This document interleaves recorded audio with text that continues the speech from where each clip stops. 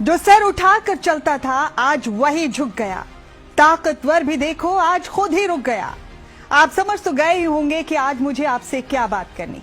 जी हाँ, ताकतवर ट्रंप की ही बात हो रही है, जिसने ईरान पर हमले को लेकर अपने हाथ पीछे खींच लिए। अगर सख्त लहजे में और सच कहूं तो सुपर पावर की डींगे हाँकने वाले और कमजोर और मासूमों पर जुल्म और सितम करने वाले ट्रंप दरअसल अपनी जान बचाने में कामयाब हो गए।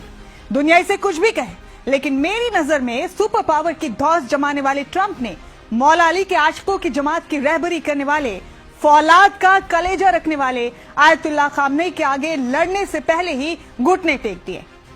और ईरान ने दुनिया को ये पैगाम दे दिया कि जब अवाम और रहबर एक ही सफ में खड़े हों तो दुनिया की कोई ताकत उस मुल्क के निजाम को नहीं हिला सकती।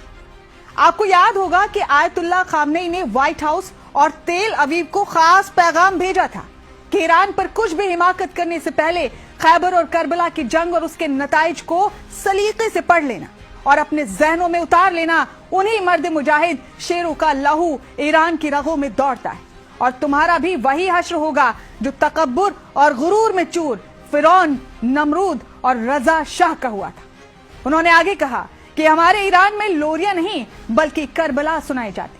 मुझे पूरा यकीन है कि सन की ट्रंप ने यूं ही अपने इरादे नहीं बदले, बल्कि जरूर खैबर और करबला का चैप्टर सलीके से पढ़ लिया होगा, या फिर ट्रंप को शायद किसी समझदार इंसान ने बता दिया था कि ईरान से टकराने की जुर्रत मत करना, क्योंकि ईरान की दीवार बनकर खुद मौला अली की औलाद 8वें इमाम मौलाना रजा खुद खड़े।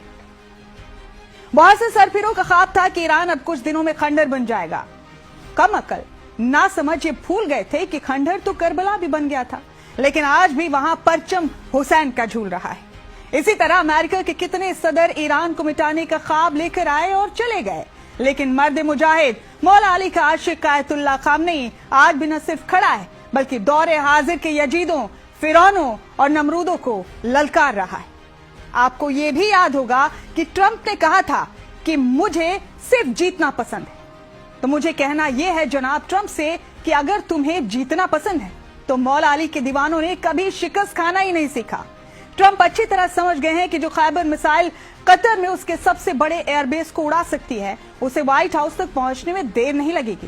खैर, ट्रंप को अपना हश्र फिरौन और नमरूद की तरह होने से बचाने के लिए खूब सारी मुबारकबाद। और हाँ, एक मुबारकबाद इजाफी भी कबूल करें ट्रंप साहब, और वो दुनिया को ये बताने के लिए कि बेशक खामनेई मिट्टी के बने घर में रहते हैं, उनके घर की दीवारें बेशक कच्ची मिट्टी की हैं, लेकिन उनका कलेजा फौलाद का है।